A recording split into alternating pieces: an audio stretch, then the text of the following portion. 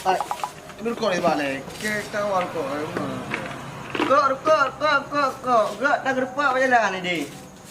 Ubah ke ikan hai. Waduh.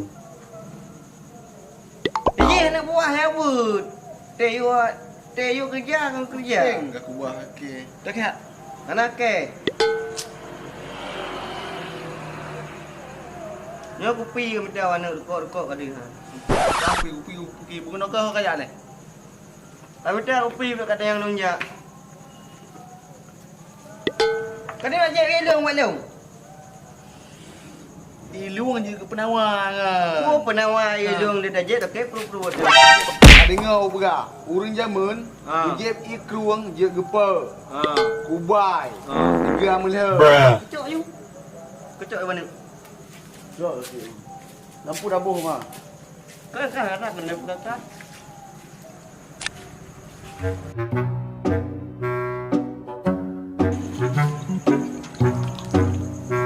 Iya ini dia awak tanya. Apa nak? Ini kalau bro je. Oh bos sakit mupengkan. Ilung je ha. Bruh. Ya. Nah, je. Kecok berat kuning-kuning kau dalam. Kasinya di cukup buat kan. Kuning-kuning kau. Faham kan? Jadi tu punya.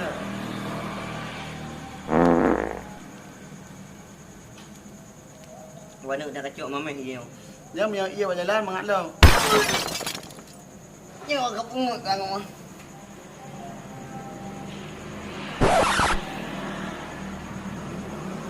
Aduh.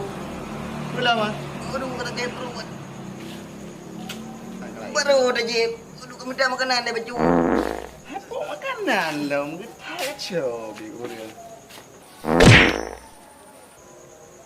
Kahana chan kah pergi ke ketemu. Aduh.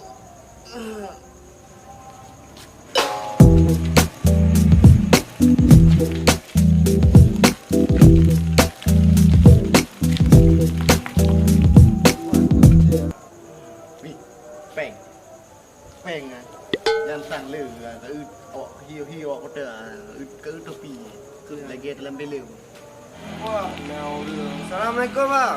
Waalaikumsalam. Ya bang. Kenapa bang? Suka ada kadang-kadang bengkel kan ada. Jadi Honda kan terpis di kali. Mana kalau mana nak ke bantu ada. Mana boleh hanya wala jo dia mana ya. Ya.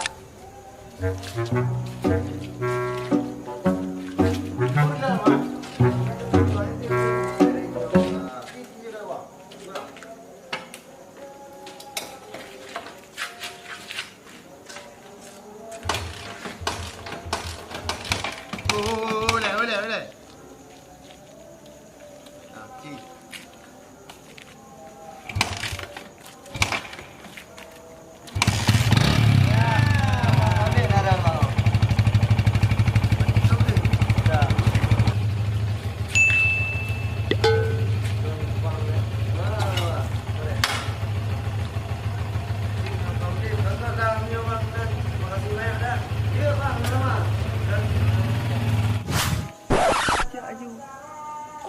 Apa?